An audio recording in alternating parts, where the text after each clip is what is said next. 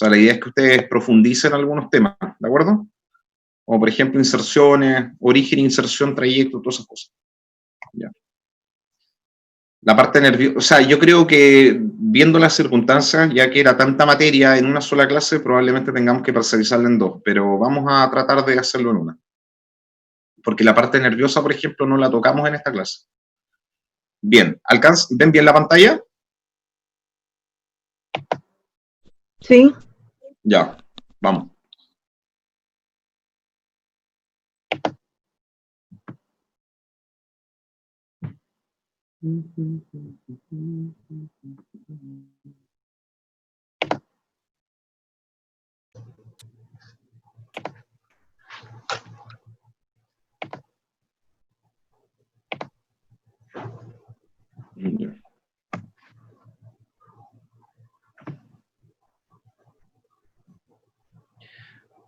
Bien, ¿Profe? voy a... Dime. Profe, disculpe, ¿tendría la amabilidad de grabar la clase, por favor? Sí, por supuesto.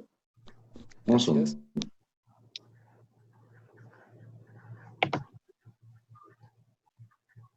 Bueno, la anatomía abdominal, ¿cierto? La musculatura en realidad tú la puedes dividir en 5 segmentos. Eso significa que tú las puedes clasificar en posterior, en lateral, anterior, superior e inferior. Dentro de la musculatura posterior, en el abdomen tienes el cuadro lumbar, el psoas y los psoas, que son músculos retroperitoneales y posteriores. En la zona lateral, el oblicuo... Bueno, hay algunas que son menos tradicionales, como por ejemplo llamarle el oblicuo externo, el oblicuo interno y el transverso, que es lo más común. Ya algunos lo denominan como oblicuo mayor o oblicuo menor. En la región anterior, el recto del abdomen y el piramidal, que es el más distal.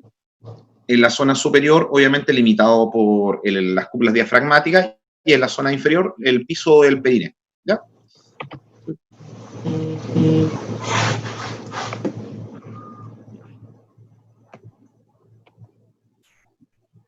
Pero un poco que se vea.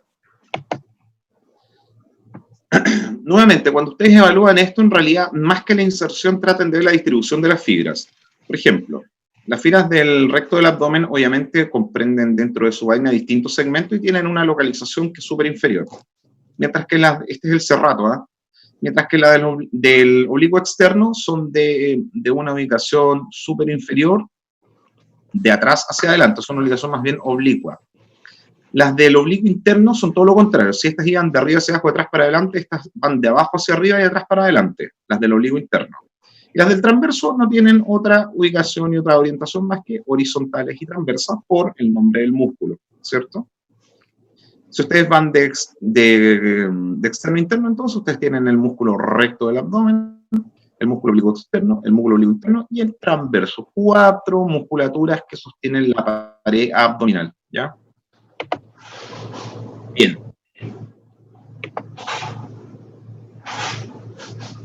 No vamos a entrar a patología inguinal porque eso ya lo vimos. Esto es importante que lo comprendan. La vaina de los rectos, acuérdense que ustedes de afuera hacia adentro tienen piel, subcutáneo, escarpa, monobrosis, músculo, un poco más de tejido graso, fascia transversales y peritoneo, ¿ya? Pero a nivel de... Está llegando mucha gente atrasada. ¿Qué pasó? No, me están interrumpiendo la clase, chicos. Ya. Miren acá a la izquierda. La vaina de los rectos se compone principalmente de la poneurosis. Miren cómo está recubierta. La poneurosis de el oblicuo externo, el oblicuo interno y el transverso del abdomen. Cada uno, el oblicuo externo da una hoja, el oblicuo interno da una hoja anterior y una hoja posterior, y el transverso del abdomen da una hoja posterior. Todas esas se unen y forman el músculo recto del abdomen. La fusión entre todas las hojas en la línea media se denomina línea alba, ¿ya? Pero, justo, a ver, ¿dónde se los voy a mostrar? A ver. A nivel de B, justo pasando por las espinas ilíacas anterosuperiores, cuando ustedes hacen una transversal ahí, todas las hojas pasan hacia anterior, ¿ya? Entonces, en este caso, el respaldo posterior de esto queda como fascia transversalis y peritoneo parietal. Acá atrás ya no hay aponeurosis, ¿de acuerdo? Eso va a pasar a nivel de... Y ya van a ver cómo se denomina esa zona.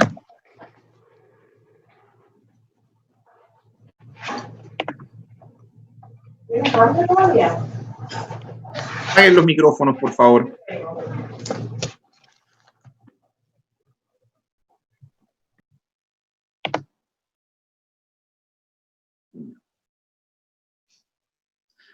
A esa línea donde todas las hojas pasan para adelante se denomina línea arcuata o arqueada. La irrigación de la pared anterior del abdomen corresponde a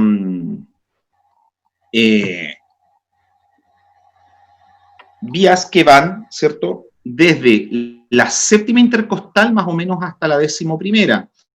Eso incluyendo las arterias epigástricas superiores y las arterias epigástricas inferiores. Hay otras arterias que también componen parte de la irrigación de la pared anterior del abdomen en su zona muscular, que corresponden a la arteria subcostal, a otras ramas de la arteria circunfleja, ¿cierto? Y nuevamente indicando las arterias epigástricas. Recuerden que la epigástrica superior y la epigástrica superior es una rama de la torácica interna, y la epigástrica inferior son ramas de la ilíaca. Cuando se juntan, estas van y tienen un trayecto que es intramuscular a través del músculo recto del abdomen y se anastomosan en su tercio medio. Nosotros tenemos muchas vísceras abdominales. Algunos anatomistas tratan de diferenciar estas entre vísceras sólidas y vísceras huecas, como para poder entenderlo un poco mejor, y eso al final te ayuda a tener una orientación más clínica, ¿de acuerdo? En el caso de las vísceras abdominales, obviamente tenemos que hablar del estómago. El estómago tiene las siguientes estructuras. Aun cuando su epitelio es completamente homogéneo en general en los pacientes, digamos, saludables, sanos, sin otras patologías, nosotros tenemos las siguientes estructuras. Obviamente, vamos a tener dentro del abdomen una porción pequeña del esófago en su tercio distal. Si usted traza una paralela arriba desde la incisura del cardio, ¿cierto? Justo ahí, nosotros vamos a tener hacia arriba una porción que se llama fondo, ¿de acuerdo? Si usted lo hace desde la incisura angular hasta la curvatura mayor, acuérdense que el estómago tiene una curvatura menor y una curvatura mayor. Si ustedes lo hacen de la incisura angular hasta la curvatura mayor, ustedes van a tener el cuerpo gástrico, que es la porción más grande del estómago. Si ustedes lo hacen hacia distal, van a tener el antro pilórico, el canal pilórico y posteriormente la primera porción del duodeno. La sección más estrecha, que es el único esfínter real que tiene el estómago, se denomina píloro, ¿de acuerdo? Del estómago cuelga el omento mayor a través de su curvatura mayor y de su curvatura menor hacia el hígado está el omento menor. La irrigación gástrica. La irrigación gástrica corresponde fundamentalmente a las siguientes ramas. Ustedes tienen... En esta zona de acá está el tronco celíaco. ¿Lo alcanzan a visualizar? ¿Está acá? Chicos. Sí, profe. Sí. Ya. Tienen el tronco celíaco. El tronco celíaco corresponde a 3 arterias fundamentales: la arteria gástrica izquierda, la arteria esplénica y la arteria hepática común. ¿De acuerdo? La arteria gástrica izquierda, obviamente, va hacia la izquierda y recorre completamente la curvatura menor. De la hepática común sale la arteria gastroduodenal y la arteria hepática propia. Y de la arteria hepática propia sale, por supuesto, la arteria gástrica derecha, que a través de la curvatura menor se anastomosa con la arteria gástrica izquierda, rama del tronco celíaco. Si nosotros vamos a distal, de la gastroduodenal, usted tiene la arteria gastromental derecha. De la arteria esplénica sale la gastromental izquierda. Ambas recorren a través de la curvatura mayor del estómago, irrigándolo en esa zona, justo en su borde. Entonces, la irrigación del estómago corresponde a 4 arterias. La arteria gástrica izquierda, rama del tronco celíaco. La arteria gástrica de derecha, rama de la arteria hepática propia. La arteria gastromental derecha, que corresponde a una rama de la gastroduodenal, y a la arteria gástrica izquierda, que corresponde a una arteria distal de la esplénica. Esta estructura que tienen acá es el vaso. En el caso de hígado y vías biliares, el hígado es un órgano sólido. Corresponde su lóbulo mayor al lóbulo derecho y el lóbulo menor al lóbulo izquierdo. Entre ambos tenemos una sección que se denomina ligamento.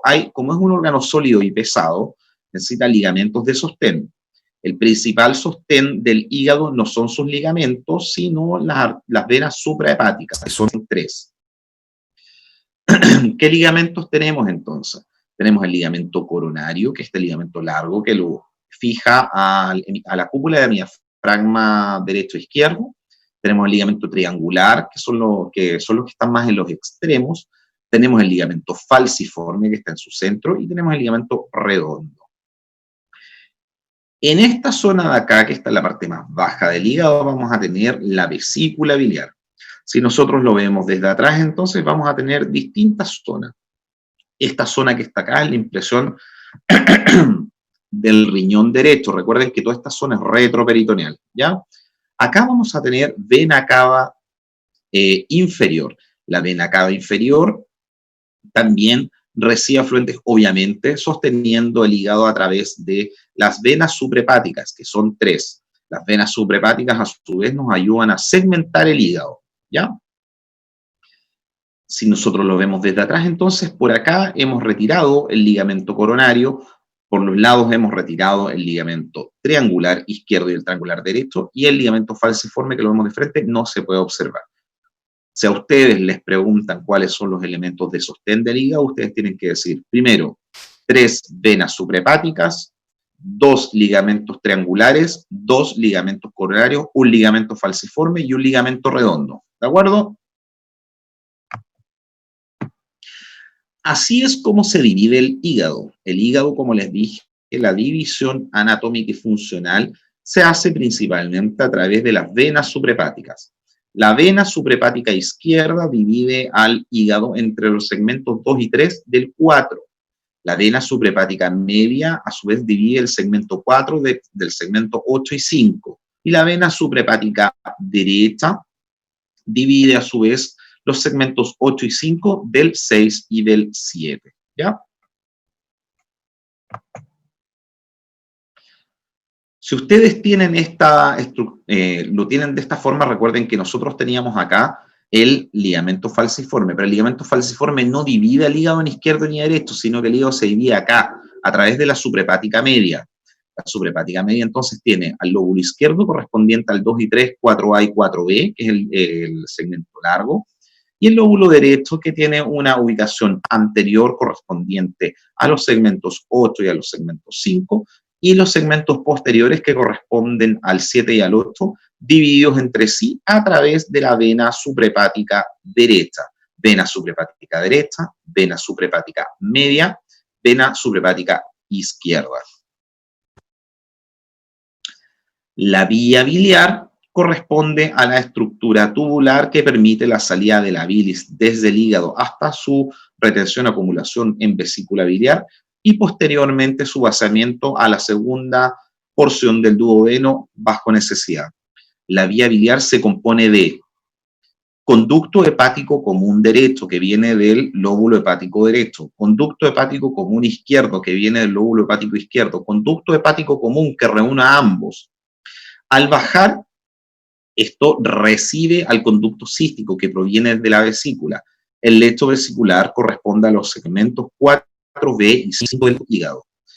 La unión entre el conducto hepático común y el conducto cístico desarrolla el colédoco, que es largo, ¿cierto? Extenso. El colédoco tiene un trayecto posterior al duodeno, pasa a través de la cabeza del páncreas, ¿cierto? Llegando posteriormente a la porción medial a la cara medial de la segunda porción del duodeno, uniéndose con el conducto pancreático. Importante destacar acá que cuando ustedes vean irrigación, recuerden que nosotros teníamos conducto celíaco, o sea, tronco celíaco, teníamos arteria hepática común, después arteria hepática propia que da la gastroduodenal, la arteria hepática propia a su vez se subdividía, acá está la arteria hepática propia, ¿cierto?, en arteria hepática derecha y arteria hepática izquierda.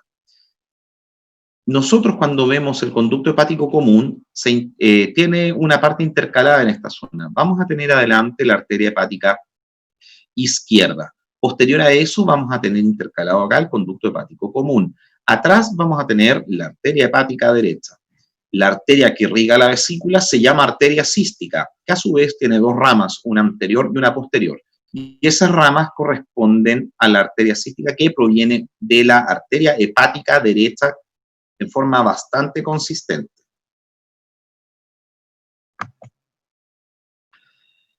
Acá se ha seccionado la porción inferior y se ha plegado el estómago hacia arriba para poder observar la ubicación del páncreas.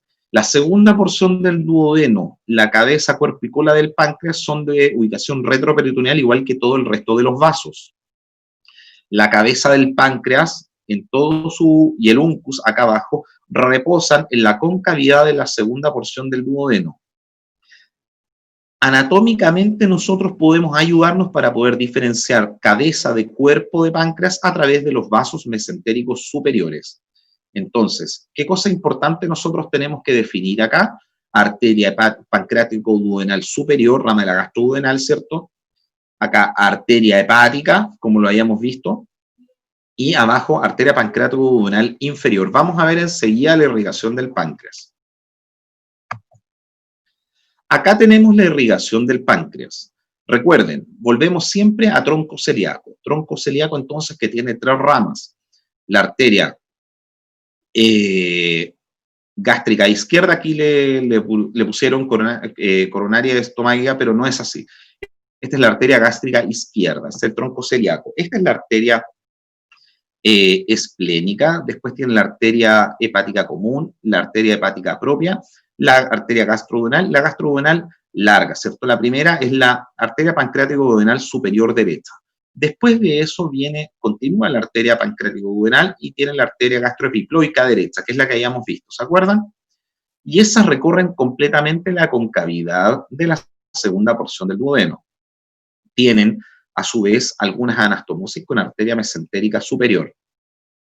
Se continúa esto a través de la arteria pancreática inferior, dando la irrigación del cuerpo y la cola del páncreas, apoyado a su vez con ramas provenientes de arteria esplénica en su borde superior.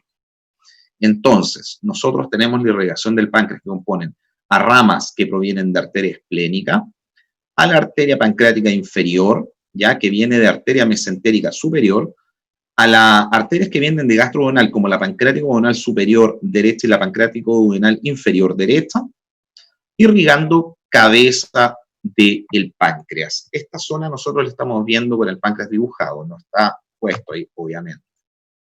Si nosotros lo vemos a través en la zona posterior, entonces, para reforzar, tenemos tronco celíaco, arteria hepática propia, arteria gastroduodenal. De la gastroduodenal viene la pancreático-duodenal superior derecha, ¿cierto? Y acá tenemos la rama posterior de la pancreático-duodenal inferior.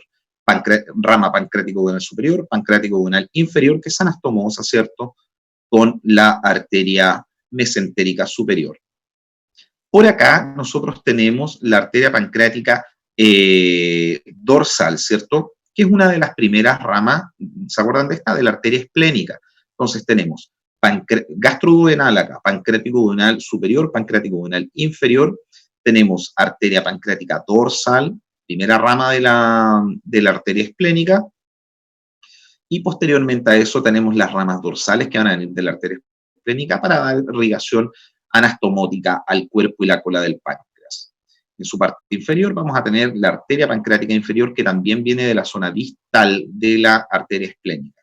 Como ven, el páncreas tiene una gran irrigación, es una irrigación bastante vasta y en muchas ocasiones esta irrigación nosotros la vamos a tener en relación a una anastomosis de ramas que vienen de tronco celíaco junto con arteria mesentérica superior. Si se recuerdan, yo les dije que esto era vía biliar, ¿ya? La vía biliar tiene múltiples irrigaciones. Una de las irrigaciones más importantes es a través de la arteria supraduodenal, rama de la arteria hepática propia, ¿ya?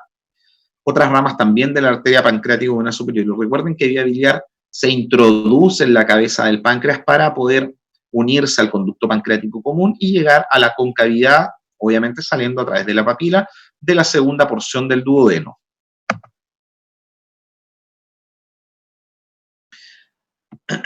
Nosotros, viéndolo otra vez por posterior, porque esta es la zona izquierda, ¿no? Recuerden que nosotros estamos viendo desde posterior la misma estructura para que no se pierdan. Tenemos cabeza, cuerpo y cola del páncreas, tronco celíaco, arteria hepática común, arteria hepática propia, izquierda y derecha, arteria esplénica, con todas sus ramas dorsales, ¿cierto? Posteriormente vamos a tener la arteria pancreática inferior, que viene conformada por anastomosis de las ramas perforantes que tiene esta arteria, junto con una pequeña anastomosis que viene desde la arteria mesentérica superior.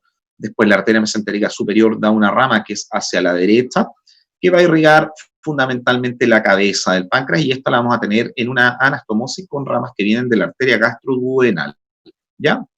Y la gastroduodenal entonces va a tener la arteria pancreático-duodenal superior, la arteria pancreático-duodenal inferior. Acá yo quiero destacar lo siguiente: la conformación de la vía porta, de la vena porta, nosotros la vamos a tener acá. La vena porta se compone de dos venas fundamentales, la vena mesentérica superior y la vena esplénica, ¿ya? Esta vena que está acá, toda esta es la vena esplénica, ¿ya?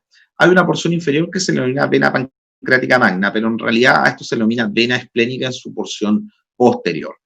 A la vena esplénica le llega la vena mesentérica inferior, vena esplénica, tronco, ¿ya? Esta se anastomosa con la vena mesentérica superior, forman el tronco de la vena porta, y a su vez se vuelve a subdividir a través de vena porta izquierda y vena porta derecha.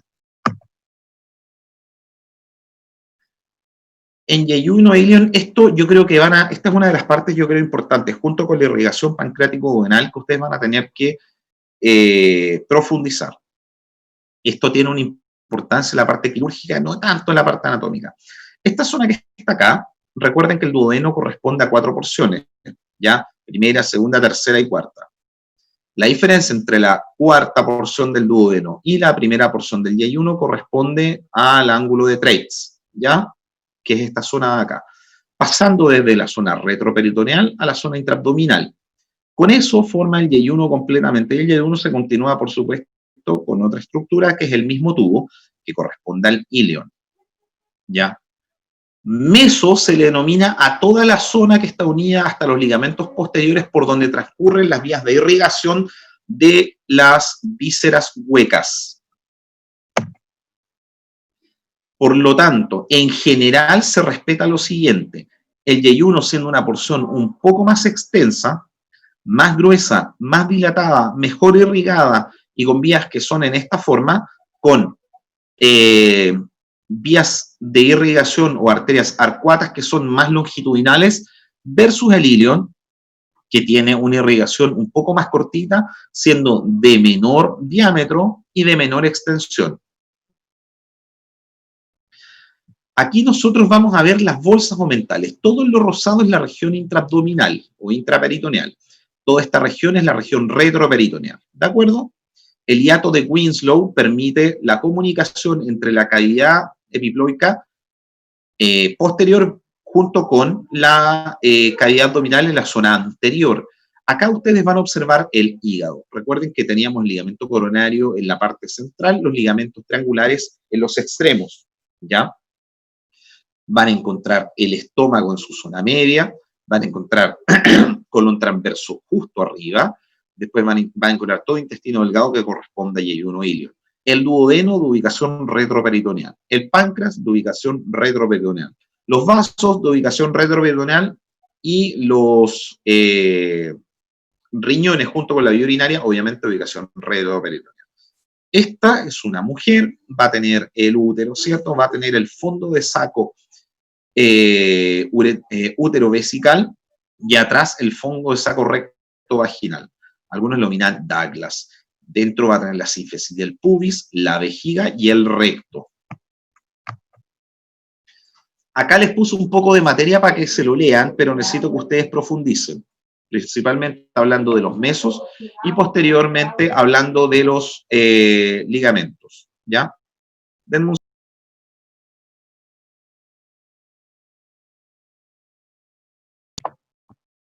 Ya.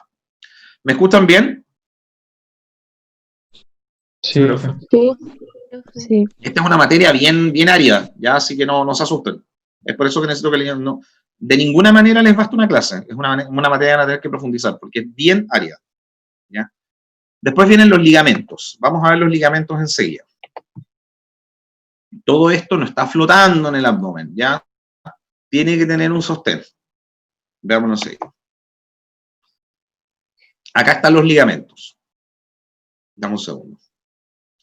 Nosotros vamos a tener la bolsa mental, ¿cierto? El aumento mayor, que va a tener un repliegue desde anterior hacia posterior y va a tener una bolsa adentro. Vamos a tener el colon transverso, que va a estar reposando justo por debajo. El hígado, el lóbulo izquierdo y el lóbulo derecho. El ligamento coronario, el ligamento triangular, el falciforme, el redondo y las venas suprahepáticas que lo sostienen. ¿Ya? El peritoneo es una sola capa que tenemos que dividirla en peritoneo parietal, que es el que recubre toda la superficie que no es de órganos dentro del abdomen, y el peritoneo visceral, que obviamente recubre las vísceras, ¿ya? Quiero que repasen esto para que vean cómo se sostiene esto. Recuerden que yo les dije que el meso eran pliegues de esto por donde corrían todas las vías de irrigación y drenaje de las vísceras, pues a esto me refiero. Cuando ustedes hacen un corte sagital van a encontrar yeyuno ilion, van a encontrar todas las arterias que irrigan, ¿cierto? Todas esas zonas, y posteriormente las bolsas. Van a encontrar cavidad peritoneal, justo adelante, vejiga recto en el varón, hígado, ligamento coronario, ligamento triangular, falciforme y redondo adelante, y es posteriormente la bolsa mental atrás. ¿Qué ligamento entonces ustedes van a encontrar acá? El gastrohepático, el gastroesplénico, hepático porque une obviamente estómago con hígado, el gastroesplénico porque une estómago con vaso, el gastrocólico porque une el estómago con el intestino, el gastrofrénico que está justo acá arriba, el esplenocólico, el hepatoduodenal, el frenocólico y el falciforme triangular que ya lo acabamos de observar. La arteria mesentérica superior es la rama principal de irrigación de colon derecho, transverso y parte inicial de colon izquierdo, pero muy poco, porque la irrigación principal de colon izquierdo no corresponde a mesentérica superior, sino más bien a mesentérica inferior. Las ramas de la mesentérica superior corresponden a la cólica media, la cólica derecha y la iliocólica. De la iliocólica también sale la iliosecoapendículo-cólica, que es la arteria principal de irrigación del apéndice. El apéndice corresponde a una prolongación ya de las tenias, ¿cierto?, que viene desde una dilatación que tiene la primera porción del colon ascendente que corresponde al ciego. Esto está un poquito exagerado, pero el ciego es más bien breve y tiene una ubicación casi cercana a la porción distal del ilio. Entonces, mesentérica superior, cólica media, cólica derecha, iliocólica, ¿de acuerdo? Junto con todas las ramas nutrizas de intestino delgado. Mientras que la mesentérica inferior corresponde a rama ascendente de la cólica izquierda. Esta es cólica izquierda, aquí tiene una rama ascendente y una rama descendente. Tiene todas las arterias sigmoideas por su parte lateral y tiene a su vez la arteria, a ver, déjeme revisar, cólica izquierda, ¿cierto? Arteria ascendente de la cólica izquierda y la arteria sigmoidea junto con la rectal. El colon, entonces, como le dije, el otro está un poco exagerado. Este es el orificio del ilion. El ilion siempre llega por medial y un poco por posterior. Esta dilatación de la primera porción del intestino grueso correspondiente al colon se denomina ciego. El ciego tiene una prolongación hacia distal que corresponde al apéndice vermiforme y ustedes lo van a ver a través de la teña anterior. La ubicación entonces corresponde a colon derecho o colon ascendente, que tiene un pliegue acá arriba que corresponde a la flexura cólica derecha o hepática, uno que lo atraviesa que se llama colon transverso, después la flexura cólica izquierda o esplénica, el colon descendente que se interrumpe con colon sigmoides y finalmente todas las tenias, que son estas estructuras lisas que tienen una ubicación longitudinal, desaparecen y forman el recto. Una de las características principales del recto es la ausencia de tenias. Esta es solamente para que recuerden cómo se irriga el intestino. Entonces teníamos arteria mesentérica superior, teníamos la arteria cólica media, la cólica derecha, tenemos la iliocólica, y por izquierda tenemos la arteria mesentérica inferior con la arteria cólica izquierda, las arterias sigmoideas, ¿cierto? Y la arteria rectal superior. El retroperitoneo, entonces, corresponde al cuadrado lumbar, al músculo ilíaco menor, psoas menor, psoas mayor, y al ilíaco, ambos llegando a la tuberosidad del fémur, todas las zonas arcadas del diafragma, ¿cierto? Los pilares diafragmáticos correspondientes a unas inserciones que llegan hasta L1, L2 por posterior, ¿cierto? Y el piso de la pelvis, que lo van a ver posteriormente con otra doctora. Entonces, la musculatura posterior, nosotros vamos a tener el cuadrado lumbar, el músculo ilíaco, el psoas menor, el psoas mayor, el piso de la pelvis y el diafragma, ¿de acuerdo? Para ver, entonces, los órganos intraperitoneales, lo que les corresponde, entonces, diferenciar lo siguiente: estómago, apéndice, hígado, colon y la primera porción del duodeno. Yeyuno, ilion, la cola del páncreas, el recto en su tercio superior, el sigmoides y el vaso. Pero los órganos retroperitoneales, que son en realidad fijos y tienen casi nulo desplazamiento, son las glándulas suprarrenales con el respectivo riñón, los vasos importantes, vena cava inferior y aorta, el duodeno de la segunda a la cuarta porción, la cabeza y el cuerpo del páncreas, ambos uréteres, el colon ascendente y el descendente, el transverso y el sigmoide son retroperitoneales, o sea, son intraperitoneales, los riñones, obviamente, la porción distal del esófago y el recto en sus tercios inferiores. El contenido del retroperitoneo ya se los pude mencionar, tiene una porción anterior, una porción posterior, y es lo que tienen que revisar, ¿de acuerdo? Y para finalizar, la ubicación de los uréteres. Recuerden, acá nosotros vamos a tener vena cava inferior, vena renal izquierda, vena renal derecha. Sobre la vena renal izquierda discurre la arteria mesentérica inferior, ¿cierto? Después de eso, vienen los vasos arteriales como la aorta, que se va a dividir posteriormente en dos, que son la arteria ilíaca común izquierda y derecha, y sobre la arteria ilíaca común derecha-izquierda va a cruzar inmediatamente en contacto, de estos contactos súper estrechos, los uréteres. Los uréteres tienen un trayecto súper especial acá, y esta zona es crítica. En la segunda porción de los uréteres van a cruzar por la arteria ilíaca común. Esta zona es de vital importancia para las resecciones o linfadenectomías lumbaórticas, porque en esta zona se puede dañar el uréter. Entonces, tenemos riñón izquierdo, riñón derecho, pelvis renal, vena cava inferior, vena renal izquierda, vena renal derecha, aorta, ¿cierto?